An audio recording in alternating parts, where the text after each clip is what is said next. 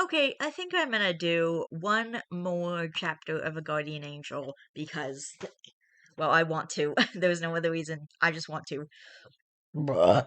And since my mom's staying home, I'm trying to do some recordings in my room. So, yeah. And then I'll do like any other recordings that I'm gonna do tomorrow. And like, if we end on a cliffhanger again, I'm just fucking leaving it because honestly, you guys only have to wait like one day for me to upload the next chapter, and it's probably going to be a few chapters because you guys know what I like to do, a few chapters at a time. So this is going to be my last recording for the day, and if we end on another cliffhanger, then I will just see you guys tomorrow with the rest of it because it's actually getting quite annoying to have to like I keep wanting to read more because we keep ending on these like cliffhangers.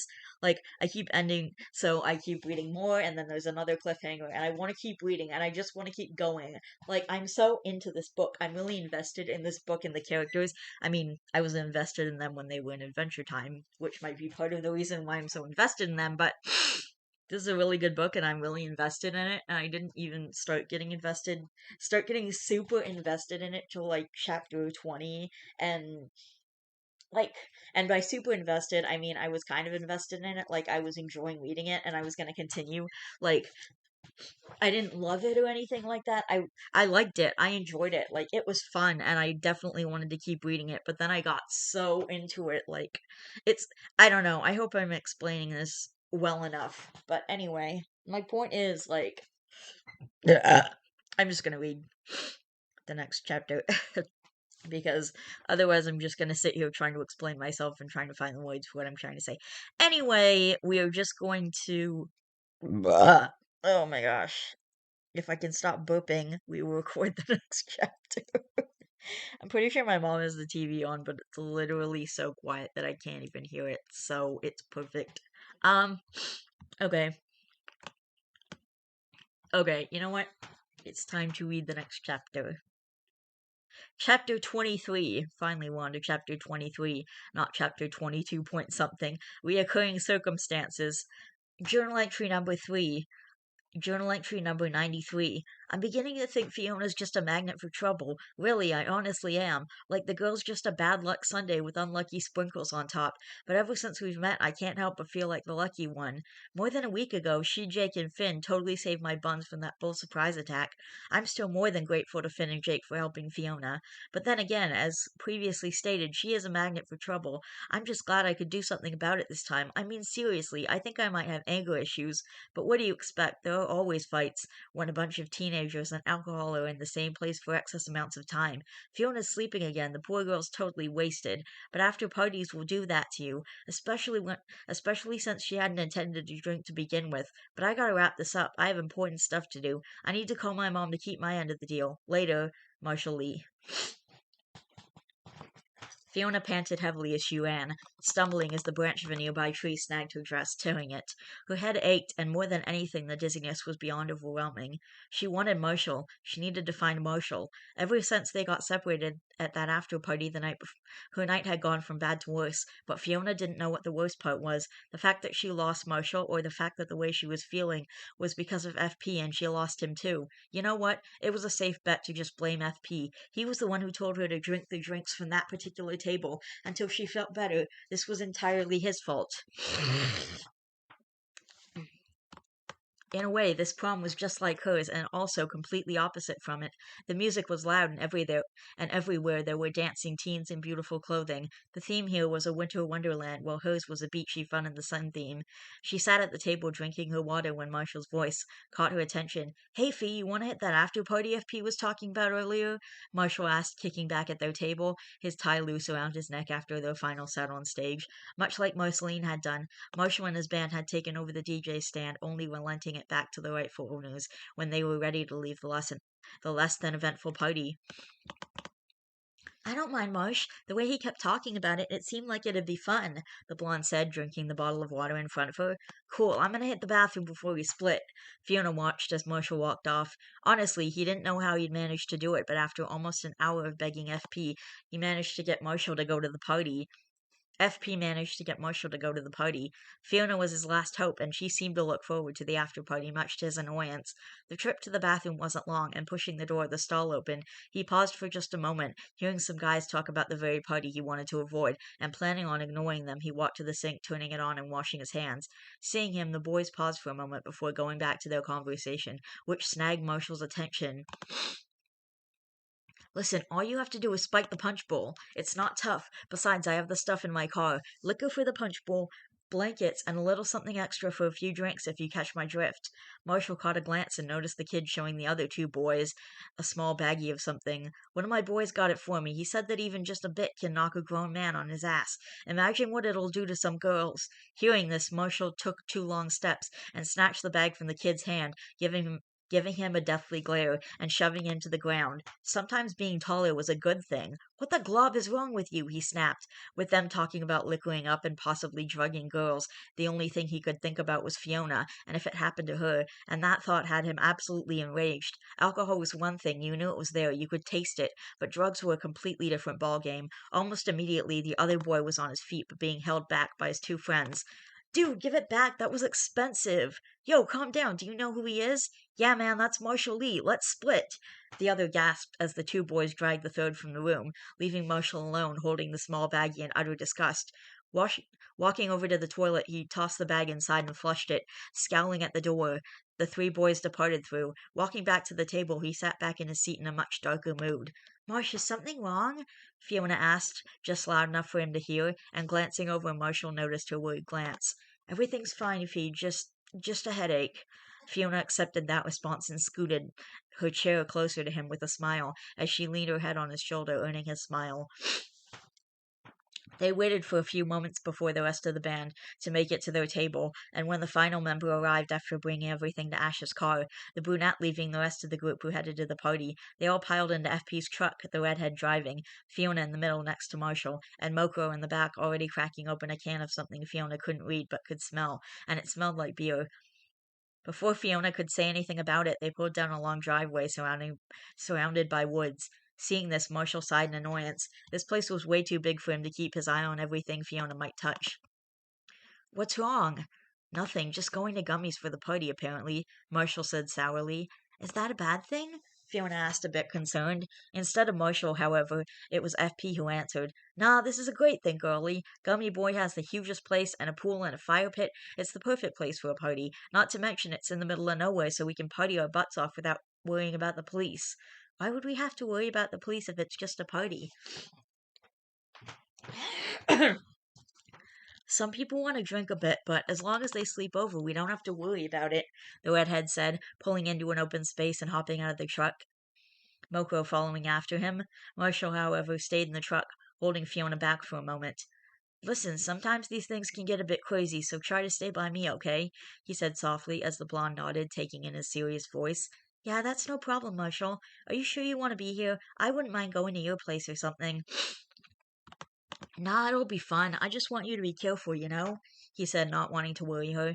I will, I promise. I mean, if all else fails and I lose you, I'll just call you. All right, ready? Yep, the blonde said brightly.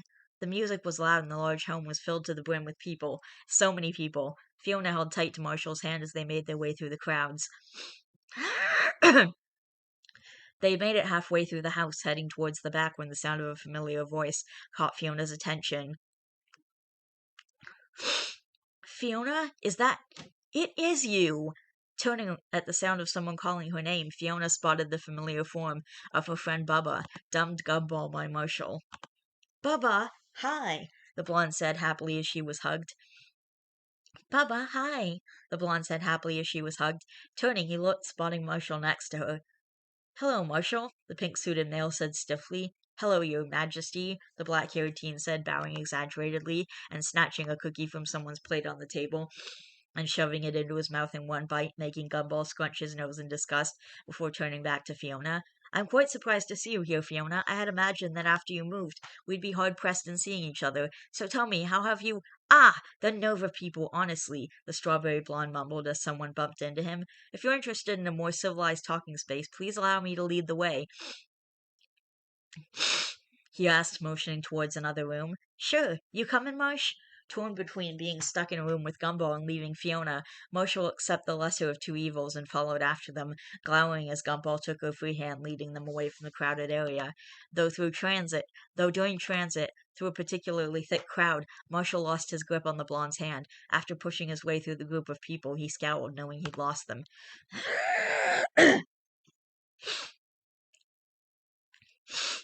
"Oh, Fiona, it's simply delightful to see you again. Tell me what's been going on," Bubba said happily, as they sat in a much less crowded room resembling a library. "Oh, well, nothing much. I moved to Carver, I was adopted by my foster family, and every few weeks or so I go sing in Marshall's band. Ugh, he has no taste in music. It's just screaming and drums. There's nothing with feeling or spirit in it." "You can't actually believe that," Fiona asked, feeling defensive of her boyfriend and his music. "Everything Marshall writes comes from his heart, from his soul, and the fact that he's so gifted and uses it to his advantage is an amazing thing in itself, especially since some people waste their talent. At least he's doing something with his." "You're correct. That was rather rude to say." "No kidding." The sudden tension in the room was thick, and knowing he touched a sore spot, Bubba broke the silence. "Well, let's just say it's not quite my cup of tea," he said with an apologizing smile. "Hey, Bubba?" the blonde asked, looking around. "You seem to be into more peaceful and quiet things. Why are you having this party?" "Well, it was my cousin's decision, but I believe that if people were to drink it, it would be best. If people were to drink, it would be best if they were to do so in a safe environment, especially since I have all of their car keys in my desk drawer," he said with a smile. They had talked for almost 20 minutes before the strawberry blonde was called away for something, and standing, Fiona made her way around looking for Marshall. Suddenly her hand was pulled and she was led outside. "All of the fun is out here," FP said with a grin, dragging Fiona to the patio. "If you're thirsty, that punch bowl's good to go. Nothing's in it," he said, a shining CD on his finger as he made his way towards the radio. Fiona walked over, keeping an eye on the redhead. Even if he was drunk, wherever there was FP, Marshall was soon to follow. "This crap sucks," he said, popping at the disc, effectively halting the music, and putting in the one on his finger, snapping the lid shut, as he flicked through the songs, stopping on one, and much to Fiona's utter shock, the familiar sounds of Caribbean-sounding Disney music began playing. "Oh, Glob," she said softly, watching as the redhead literally began rocking out to Under the Sea from The Little Mermaid. "Oh, yay, we get to sing a song from my favorite Disney movie. The seaweed is always greener in somebody else's lake," he sang happily, watching as someone walked towards the radio to change it back. "You dream about going up there, and I'll kick you in the face," he said, pointing to the guy who immediately turned around, seeing FP's seriousness. Fiona facepalmed and continued to stare as he kept singing. "Just look at the world around you, right here on the dancing floor. Such wonderful chicks around you. What more is you looking for? Under the sea, ha ha ha, under the sea, ha ha." Now he was laughing drunk. Fiona figured that was better than angry drunk. She continued watching as she drank her punch, leaning against a fence, trying so hard not to laugh at his stupidity. "Darling, it's better, down where it's wetter, take it from me," he said, pushing two girls in the pool as he continued to howl in laughter, as Fiona stared in shock at what he'd done. "Something, something, work all day, something, something, Labor Day, all while we're soaking, hoping we're floating under the trees." "Oh, Glob, he's gone," Fiona said as everyone laughed. She shook her head and went back for another cup of punch. Time had passed, and finally FP had settled down in front of the fire pit. All these people made her nervous. There were just so many of them it was suffocating. Pausing, Fiona sighed in relief. Marshall was right. This place was enormous, but at least she had FP. The only problem was that he was totally trashed and now knocked. Well, at least she was with someone she knew, even if she was feeling dizzy and sick to her stomach from that gross punch. Fiona blinked, looking around for Marshall. She didn't understand why she felt the way she did. It's not like she drank anything other than the punch. Heck, it was gross, but she was thirsty. Now she felt like she was going to throw up, and it's not like she could just do it in the middle of the party. Making her way to the edge of the yard and continuing to scan the area, the blonde was met with surprise when she felt something collide with her, and gasping, she turned in midair to avoid a face full of dirt, and was met with a face close to hers as she was pinned to the ground by the boy on top of her.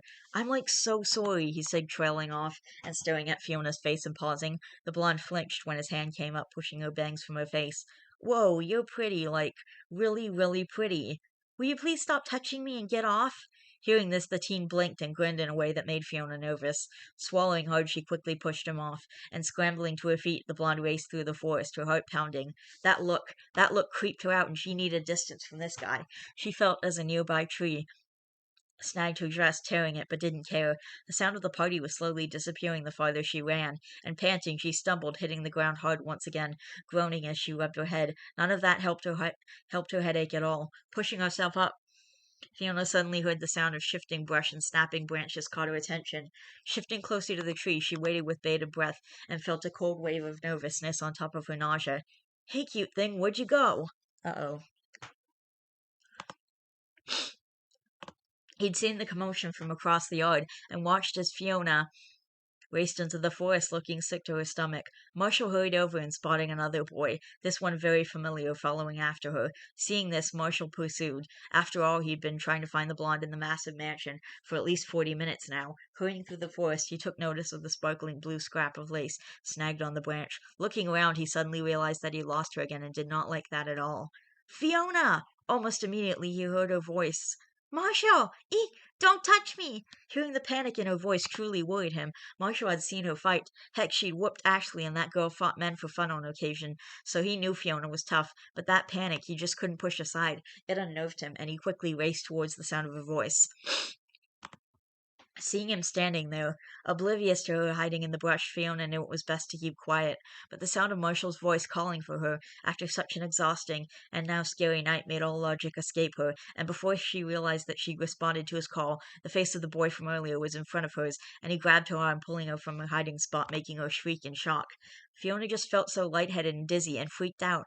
More than anything now, she just wanted to throw up, and unable to hold it back any longer, she did. The boy jumped away almost immediately in disgust, and mere seconds later he was tackled to the ground by an angry Marshall who began pummeling him. Marshall, I don't feel good, Fiona whined, gagging as she threw up once again. I'll be right there, Fee, he said, looking at the blonde before turning back to the teen below him and punching him in the face again and pulling him close by his shirt collar. If I see you again doing something stupid like this, I'll kill you, he snarled with a glare, pulling him to his feet and literally throwing him into the nearby bushes, watching as he scrambled away. Quickly he turned to Fiona, wrapping his arm around her shoulders and pulling her hair from her face and shushing her as she cried, It's okay, you're okay now. I don't know why I feel like this, the blonde whimpered. I'm dizzy and my head hurts and everything just feels so fuzzy. Fiona wrapped her arms around Marshall's neck as he lifted her from the ground. Did you drink some of that fruit punch? Yeah, I drank it from the bowl that wasn't surrounded by alcohol, Fiona said, squeezing her eyes tightly shut, wanting the dizziness to just go away. It was spiked. That almost always happens at parties. Are you okay? How are you feeling? He asked in concern, carrying her from the forest. If I tell you, you'll laugh at me, she said, nuzzling her head into his neck and focusing solely on keeping her stomach calm. I won't laugh at you, Fee. You should know that by now. Tell me how you're feeling, he said softly, making it out of the woods and approaching FP's truck. I feel better now that I threw up, but I still feel fuzzy. Am I drunk? She asked as Marshall sat the blonde in the passenger seat of the truck. Hearing this, he smiled softly and kissed the top of her head. Yeah, babe, you're a little drunk, but it's okay because I'm going to bring you home, and we're going to sleep it off, and you'll feel all better. I will? Yeah, babe, you will. You might have a bellyache or a bit of a headache, but you'll feel so much better when you wake up. Okay, she said softly, watching as Marshall climbed in the driver's seat and pulled down the visor, catching the keys for the truck in his hand. Starting it, he easily pulled the truck from its parking spot, backing up and driving down the driveway. You okay over there? I didn't know you could drive. Yeah, I've had my license since I was 16, just never bothered getting a car. I'm usually the designated driver when the boys hang out, he said quietly, glancing away from the road to Fiona, who was struggling to stay awake. Reaching over, he caressed her cheek gently. Go to sleep, he said softly, watching as against her will her eyes slowly drifted shut. The ride home was quiet and long, but to Marshall it seemed to take no time. He missed driving and the freedom it gave him. If one thing, it was one good thing that reminded him of his mother. She was one hell of a driving teacher. His problem was that although he was a good driver, he enjoyed being a passenger far too much, especially watching the scenery. Pulling into the driveway, he shut the truck off and tucked the key back in the sun visor before climbing out of the truck and shutting the door, making his way to the other side. Opening it, Marshall didn't even bother to wake Fiona. Instead, he simply scooped her up, feeling as her arms wrapped around him and carrying the blonde into his house. The climb up the stairs was easy, and entering the room, Marshall lay Fiona on the bed, pulling off her shoes before changing from his dress clothes. Once in pajamas, the real conundrum began when he tried figuring out how to change Fiona from her dress into the pajamas she had in her bag. Digging through, he found a large t-shirt and a pair of shorts. Having an idea and leaving the shorts in her bag, Marshall carried the shirt over to the blonde and sat next to her on the bed and pulled the shirt over her head, easily getting her arms through before pulling it down to her knees. Reaching up her shirt, he untied the top part of her dress and unzipped the back of the gown, easing it down until she was free from the material. Dropping the dress on the bed, he pulled back the sheets, tucking Fiona in and covering her with the blankets. Standing and picking up the dress, he just stared at it. The dress was torn and filthy from dirt and vomit. The sight saddened him. Fiona absolutely loved the dress. She'd been so excited to show him, and now it was completely trashed. Marshall couldn't let her see it like this, though he wondered what he could do about the state of the dress. He sighed, knowing that the only way to fix the dress was to call her, and picking up his phone, he dialed the number, waiting as the phone rang. Marshall, what are you calling so late for? A tired voice said sleepily. Marshall, Mom, I need a favor. Okay, oh my gosh. Alright, we have to stop now. It's time to stop. So, that was like 3 chapters of A Guardian Angel altogether and a one shot, although I'm gonna be uploading them separately. Upload them. I'm gonna upload them in the order that I recorded them. So I'm gonna like upload the first 2 chapters, which I already have edited together.